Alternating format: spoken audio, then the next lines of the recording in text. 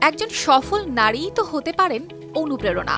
আজ আপনাদের সামনে তুলে ধরব এমন এক মায়ের গল্প, যিনি একে একে 19 সন্তানের জননী হয়েও নিজেকে ঘরের কোণেই সীমাবদ্ধ রাখেননি, এগিয়ে গেছেন নিজের স্বপ্নের পথে, অর্জন করেছেন পিএইচডি ডিগ্রি। তার এই অসাধারণ যাত্রা প্রতিটি নারীর জন্য এক দৃষ্টান্ত।